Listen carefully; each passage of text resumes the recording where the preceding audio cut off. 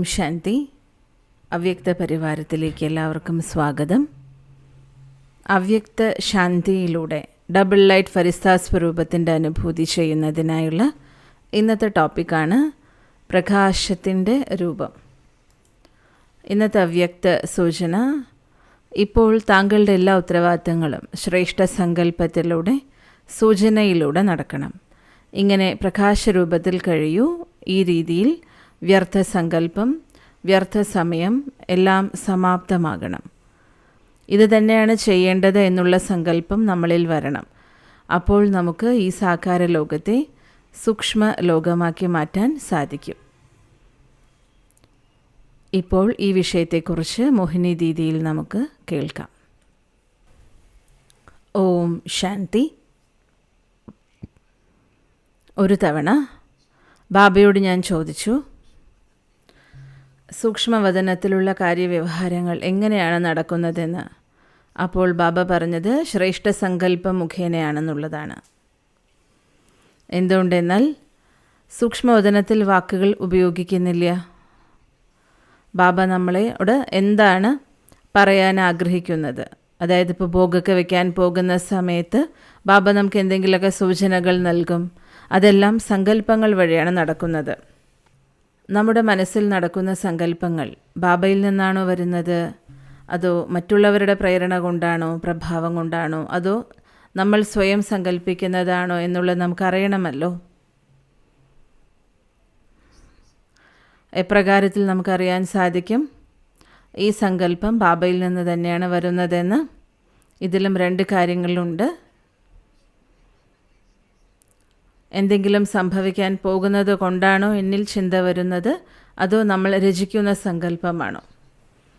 എനിക്കെപ്പോഴും പ്രകാശ്മണി ദാദിജിയുടെ പല ഉദാഹരണങ്ങൾ മുന്നിൽ വരാറുണ്ട്. ദാദിയുടെ മനസ്സിൽ പല ഭാവനകളുമുണ്ട്.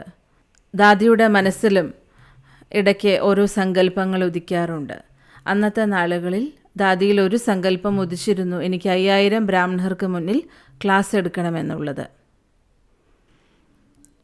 ആ സമയത്ത് തന്നെ നമ്മുടെ ഒരു ഭൂപാൽ ഭായ് ഉണ്ടായിരുന്നു. ശാന്തിവനിലുള്ള സ്ഥലം, ഭൂമിയെല്ലാം വാങ്ങിച്ചൊരു ഭൂപാൽ ഭായ് ഉണ്ടായിരുന്നു അന്നത്തെ കാലഘട്ടത്തിൽ. രണ്ടാമത് ഗോപാൽ ഭായ്, ഗ്രാമീണരിൽ നിന്നും പച്ചക്കറി, അതുപോലെ പാല് ഇതെല്ലാം വാങ്ങിച്ചിട്ടുള്ളൊരു ഗോപാൽ ഭായ് ഉണ്ടായിരുന്നു. അപ്പോൾ ഗ്രാമീണരുമായി ഇദ്ദേഹത്തിന് വളരെ നല്ലൊരു ബന്ധമായിരുന്നു. ഗ്രാമത്തിലുള്ള ഒരാൾ പറഞ്ഞു, എൻ്റെ പക്കൽ കുറച്ച് സ്ഥലമുണ്ട്, 1 സ്ക്വയർ ഫീറ്റിന് 2 രൂപ എന്തായിരുന്നു അന്ന്. അത് പീസ് പാർക്കിൻ്റെ സ്ഥലമായിരുന്നു. അത് നമുക്ക് അങ്ങനെയാണ് ലഭിച്ചത്. അപ്പോൾ ദാദി തിരിച്ചു മറുപടി പറഞ്ഞത്, തീർച്ചയായിട്ടും വാങ്ങിച്ചോളൂ, ഞാനും ഇതിനെക്കുറിച്ച് ചിന്തിക്കാനായിരുന്നു എന്നുള്ളതാണ്. അതായത് മുരളി പൂർത്തിയായ ഉടൻ തന്നെ എൻ്റെ സങ്കല്പം കേൾക്കൂ എല്ലാവരും, എൻ്റെ സങ്കല്പം ഞാൻ നിങ്ങളെല്ലാവരെയും കേൾപ്പിക്കട്ടെ എന്ന് ദാദി പറഞ്ഞല്ലോ ഒരിക്കൽ. അങ്ങനെ ഒരു നാൾ ദാദി 1,00,000 സഭ ഒരുമിച്ച് കൂട്ടണമെന്ന് പറഞ്ഞു. എല്ലാം ദാദിയുടെ സങ്കല്പത്തിലൂടെയാണ് നടന്നിരുന്നത്. അപ്പോൾ ഇത് നമ്മുടെ മാച്ച് ആവണം, കൂടുതൽ ചിന്തിക്കേണ്ട ആവശ്യമില്ല. എൻ്റെ സങ്കല്പത്തിനുമേൽ എനിക്ക് ആത്മവിശ്വാസമുണ്ടായിരിക്കണം. ഞാനൊരു സ്ഥലത്തേക്ക് ഒരാൾ വിളിച്ചു പോയിരുന്നു. എൻ്റെ ശരീരം അത്രയ്ക്ക് നല്ല സഹയോഗം നൽകിയിരുന്നില്ല, പക്ഷേ ഞാൻ പോയി, ധൈര്യത്തോടെ പോയി. തീർച്ചയായിട്ടും വളരെ സഫലമായി തന്നെ അത് നിറവേറുകയും ചെയ്തു. എല്ലാം വളരെ നല്ലതായി നടന്നു. ബാബ സങ്കല്പം കൊടുത്തതായിരിക്കില്ലേ? എപ്രകാരം അത് പൂർത്തിയായി എന്ന് ചോദിച്ചാൽ അറിയില്ല. അപ്പോൾ എനിക്ക് എപ്രകാരം ആത്മവിശ്വാസം എൻ്റെ സങ്കല്പത്തിൽ തന്നെ കൊണ്ടുവരാൻ സാധിക്കണം? ഞാൻ നേരത്തെ പറഞ്ഞതുപോലെ അത് മാച്ച് ആകണം. ബാബ എന്നെക്കൊണ്ട് ചെയ്യിക്കുന്നത് തന്നെ ആയിരിക്കണം എൻ്റെ സങ്കല്പവും. എന്തുകൊണ്ടെന്നാൽ സങ്കല്പവും ഇടയ്ക്കിടയ്ക്ക് നാം സങ്കല്പം വയ്ക്കുന്നു, പക്ഷെ അതൊന്നും നടക്കുന്നില്ല എന്ന് വരുമ്പോൾ നമ്മുടെ ഉള്ളിലുള്ള ആത്മവിശ്വാസവും കുറഞ്ഞു പോവുകയാണ് ചെയ്യുന്നത്. അതിനാൽ ഞാൻ എൻ്റെ ശ്രേഷ്ഠ സങ്കല്പത്തിലൂടെ, അതേപോലെ ബാബയിൽ നിന്നും വരുന്ന സങ്കല്പം, ഇത് രണ്ടും തമ്മിൽ വ്യത്യാസമുണ്ട്. ഇത് വളരെ നല്ലൊരു പോയിൻ്റാണ് ഇന്നത്തെ അവ്യക്ത സൂചനയിൽ വന്നത്. ജനുവരി മാസത്തിൽ ഇതിനെ പ്രതി നമ്മൾ പരീക്ഷണം നടത്തണം. ജാൻകി ദാദിജി, ഞാൻ നിങ്ങൾക്ക് കേൾപ്പിച്ചു തന്നിട്ടുണ്ട്. ദാദി ഒരിക്കൽ പറഞ്ഞത്, എനിക്ക് നിങ്ങളോടൊരു കാര്യം ചെയ്യിക്കണമായിരുന്നു, പക്ഷെ ഞാൻ അടുത്ത 24 മണിക്കൂറിന് ശേഷമേ അത് പറയുകയുള്ളൂ. എന്തുകൊണ്ടെന്നാൽ ഈ 24 മണിക്കൂറും എനിക്ക് നിങ്ങൾക്ക് അതിനെ പ്രതി ഒരു ശുഭസങ്കല്പം നൽകേണ്ടതുണ്ട്. അപ്പോൾ പിന്നെ എനിക്ക് വാക്കുകൾ കുറച്ച് പ്രയോഗിച്ചാൽ മതിയല്ലോ, വെറുതെ ഫോൺ വിളിച്ചിട്ട് ഇതിനെക്കുറിച്ച് പറയേണ്ട ആവശ്യമില്ല.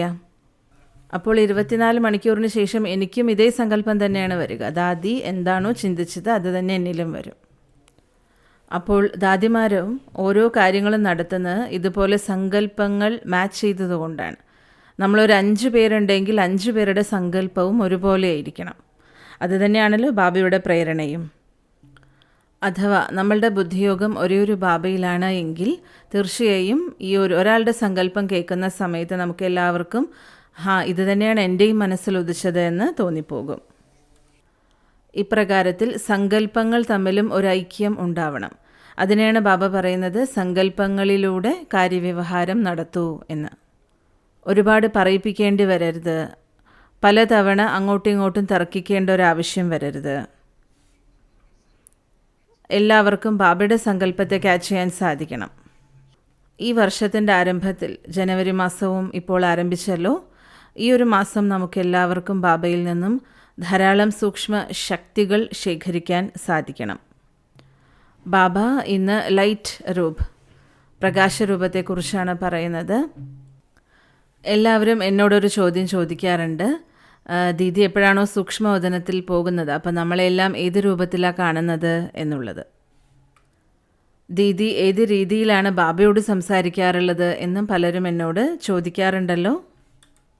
അപ്പോൾ നിങ്ങളെല്ലാവരും ഈ ഒരു ജനുവരി മാസം ലക്ഷ്യം വയ്ക്കൂ, എനിക്കും ബാബയോടൊപ്പമുള്ള അനുഭൂതി ചെയ്യണം. ബാബ ഇന്നത്തെ അവ്യക്ത സൂചന പറഞ്ഞത്, താങ്കളുടെ എല്ലാ ഉത്തരവാദിത്തങ്ങളും കാര്യവ്യവഹാരങ്ങളും ശ്രേഷ്ഠ സങ്കല്പത്തിലൂടെ സൂചനയിലൂടെ നടക്കണം. ആരുടെ സൂചന? ബാബയുടെ സൂചന. ബാബ നമുക്ക് ഗൈഡാണ്, സദ്ഗുരുവാണ്, നമ്മളെ എല്ലാവരെയും തിരിച്ചു കൂട്ടിക്കൊണ്ടു പോകേണ്ട ആളാണ്. അപ്പോൾ തീർച്ചയായിട്ടും നമുക്ക് തയ്യാറെടുപ്പ് നടത്തണ്ടേ? നമ്മളാണ് തയ്യാറെടുക്കേണ്ടത്. പക്ഷെ ബാബയ്ക്ക് ഉത്തരവാദിത്തമുണ്ടല്ലോ നമ്മെ കൊണ്ടുപോകാൻ. ബാബ അതിനനുസരിച്ചുള്ള സൂചനയും നൽകുന്നുണ്ട്. അപ്പോൾ എനിക്ക് ഒരു ചിന്ത വരികയായിരുന്നു, നമുക്കെങ്ങനെ ബാബയുടെ സൂചനയെ പിടിച്ചെടുക്കാൻ സാധിക്കും? അപ്പോൾ ബാബ പറയുന്നത്, പ്രകാശരൂപത്തിലിരിക്കൂ. വ്യർത്ഥ സങ്കല്പം, വ്യർത്ഥ സമയം നമ്മുടെ സമാപ്തമാകണം. എന്താണോ സംഭവിക്കേണ്ടത് അതേ സങ്കല്പം ഉണരണം. ആർക്കാണോ ഇത് ചെയ്യേണ്ടത് അവരുടെ ബുദ്ധിയിലും ഇതേ സങ്കല്പം കൊണ്ടുവരണം, ഇത് തന്നെയാണ് ഞങ്ങൾക്ക് ചെയ്യേണ്ടതെന്ന്.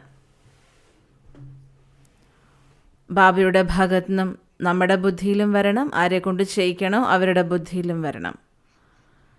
അപ്പോൾ ആന്തരികമായിട്ടുള്ള ഈ കൊടുക്കൽ വാങ്ങൽ, കമ്മ്യൂണിക്കേഷൻ ശ്രേഷ്ഠ സങ്കല്പത്തിൻ്റെ ഉണ്ടായിരിക്കണം. എല്ലാവർക്കും ഒരേ ശ്രീമതം തന്നെയാണ് ജനറലി ഉണ്ടാവുക ധാരണയുടെ കാര്യത്തിൽ. അതേപോലെ ചില പ്രത്യേക തരത്തിലുള്ള ശ്രീമതങ്ങളുണ്ടാവും. പക്ഷെ നമുക്കതെങ്ങനെ ക്യാച്ച് ചെയ്യാൻ സാധിക്കും? ആർക്കാണോ കാര്യങ്ങൾ ചെയ്യേണ്ടത് അവരുടെ ബുദ്ധിയിലും നമുക്കുണ്ടായ അതേ സങ്കല്പം തന്നെ വരണം, ക്യാച്ച് ചെയ്യാൻ സാധിക്കണം. അങ്ങനെയെങ്കിൽ ഈ ഒരു ലോകം സൂക്ഷ്മോദനമായി തീരും. അങ്ങനെ ഒരു സമയം ഇനി വരാൻ പോവുകയാണ്. നമ്മൾ ഈ ഒരു ശീലം വർദ്ധിപ്പിച്ചില്ലെങ്കിൽ മനസ്സാ സേവനത്തിൻ്റെ ബാബയുടെ സങ്കല്പത്തെ ക്യാച്ച് ചെയ്യുക, പരസ്പരം മുഴുവൻ പരിവാരത്തിലേക്കും ആ സങ്കല്പം കൊടുക്കുക. അത് സംഘടനയിൽ 2 പേരോ 3 പേരോ 5 പേരോ എത്ര പേരുണ്ടെങ്കിലും എല്ലാവർക്കും ഈ ഒരേ സങ്കല്പം വരണം. നമ്മൾ ആ സങ്കല്പം ഉണ്ടാക്കി വയ്ക്കണം. അങ്ങനെയെങ്കിൽ മറ്റുള്ളവരിലേക്കും അത് തന്നെ എത്തിച്ചേരും. അതിനാൽ ഈ ഒരു കാര്യത്തിൽ വളരെ അറ്റൻഷൻ നൽകണം. അല്ലാതെ മുകളിലുള്ള സൂക്ഷ്മവദനത്തിലേക്ക് പോകണം എന്നുള്ളത് മാത്രമല്ല, നമ്മളിരിക്കുന്ന സ്ഥലവും സൂക്ഷ്മവദനമാക്കി മാറ്റൂ. അപ്പോൾ ഇത് ജനുവരി മാസത്തിന് ചെയ്യേണ്ടതാണ്. വളരെ നല്ലത്. നമുക്കെല്ലാവർക്കും ഈ കാര്യത്തിൽ അറ്റൻഷൻ വയ്ക്കാം. പലപ്പോഴും പറയാറില്ലേ, ബാബ എനിക്ക് ടച്ചിങ് നൽകിയെന്ന്. പക്ഷെ പല സമയത്തും അത് നമുക്ക് പ്രാക്ടിക്കലാക്കാൻ പറ്റുന്നില്ല. അപ്പോൾ എങ്ങനെ? വളരെ കുറച്ച് ചിന്തിച്ചുകൊണ്ട് ഒരുപാട് പ്ലാനിങ്ങും പ്രോഗ്രാമും നല്ലത് തന്നെയാണ്, പക്ഷെ കൂടുതൽ മനസ്സും ബുദ്ധി ഉപയോഗിക്കരുതെന്ന് മാത്രം. അപ്പോൾ ഇത്രയ്ക്ക് നല്ല ശ്രേഷ്ഠ സങ്കല്പം നിങ്ങളിൽ വരണം. പ്ലാനിങ്ങിനേക്കാളും വളരെ വലിയ എന്തെങ്കിലും നമുക്ക് ചെയ്യാൻ സാധിക്കണം, വലിയ സേവനം ചെയ്യണമെങ്കിൽ. ബാബയുടേതാണ് എങ്കിൽ സഫലത ഉറപ്പാണ്, തീർച്ചയായും ഉണ്ടാകും.